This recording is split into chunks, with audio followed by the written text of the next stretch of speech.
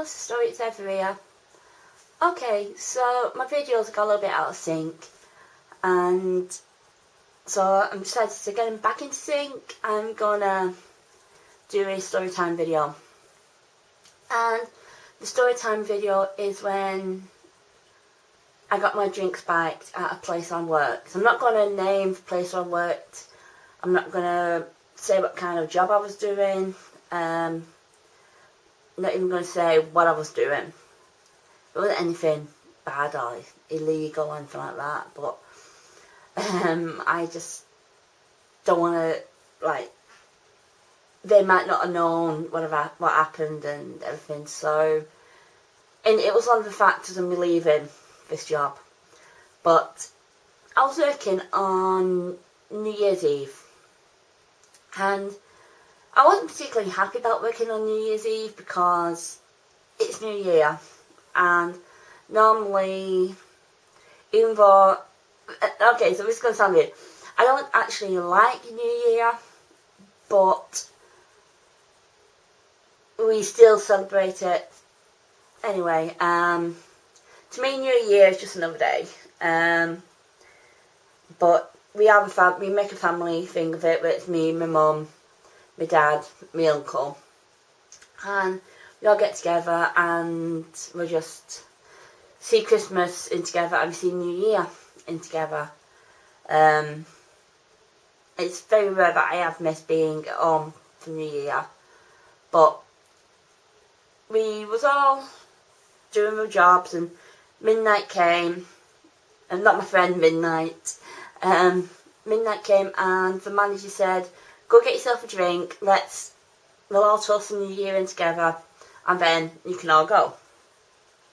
So I thought, great. I said to the manager, do you mind if I go with my mum up first and just let her know we're shopping New Year, let her know I'm on I'll be on my way home soon, sorry, I'm trouble getting my words out, I'm getting tongue tied.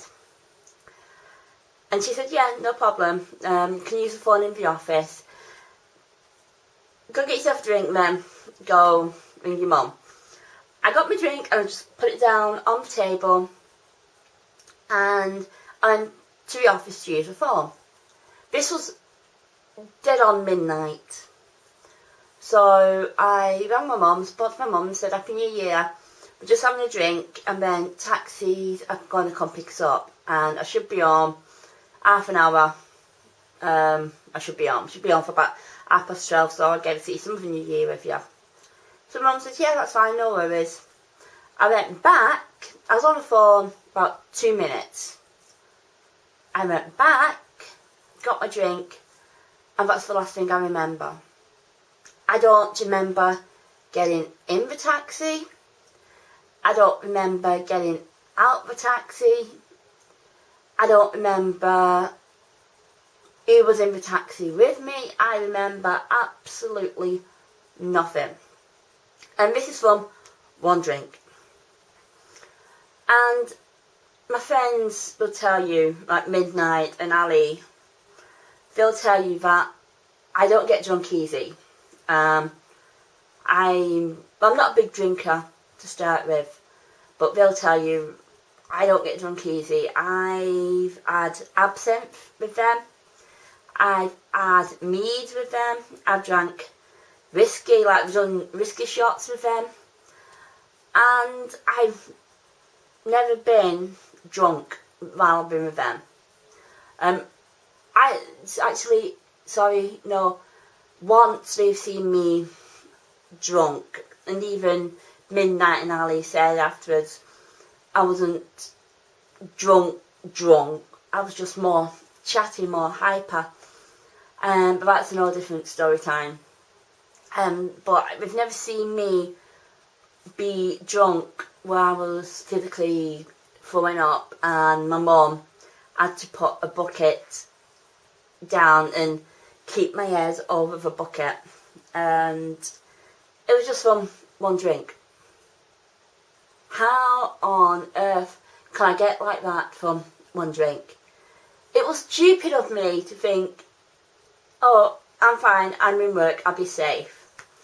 Just put my drink down and leave it, and walk away and not take my drink with me, not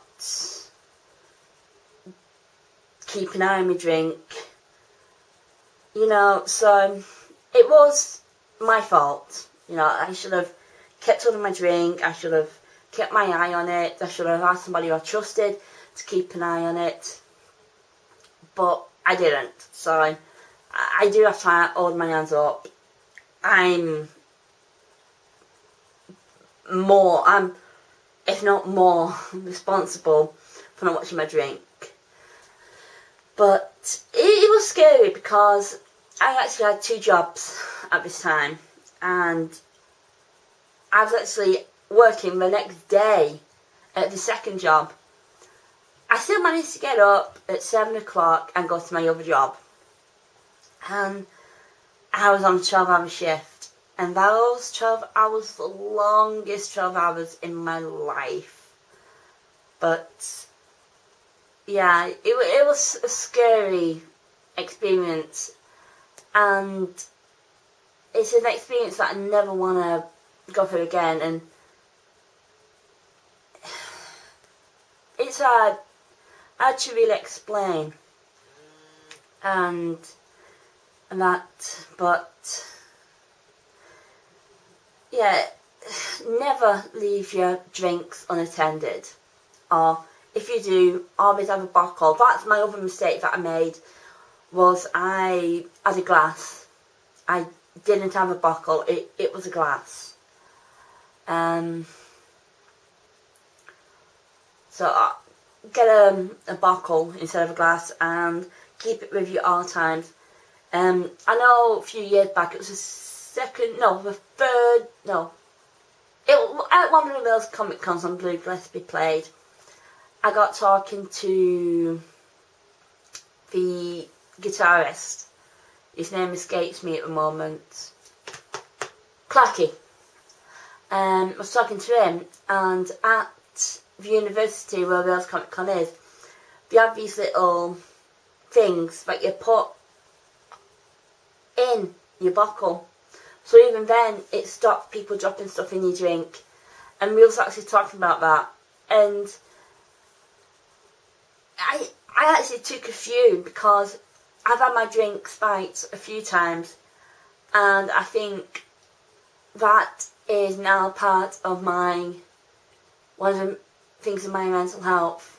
The fact that I have my drink spiked. And even though I've never done drugs, I've never willingly or knowingly taken drugs, with the more research I've done into the kind of mental health issues I have, not counting the autism, but it sounds like someone was spiking my drink a lot.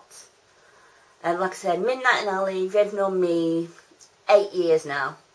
And they've ever seen me drunk once, and even then they said I wasn't too bad. I was just kind of like more chatty, more like yay kind of thing. My ugliness, as they call it, was amplified, and my shyness went away. But just always watch your drinks. Keep your drinks with you at all times. You know, it's scary being in that situation where you don't know you was in your taxi, you don't know what taxi you was in, you don't, you know, but thankfully I was okay. And that's so, yeah, that's my story time of me getting my drinks spiked. I am going to try and start thinking more story times to do. I'll probably do those when I do the 2 vlogs on Monday, Tuesday, Wednesday. I'm going to sit down and make a list of things to do, things to talk about. But for now, I'll say love you lots and lots like jelly tots, and keep it big and weird. Bye.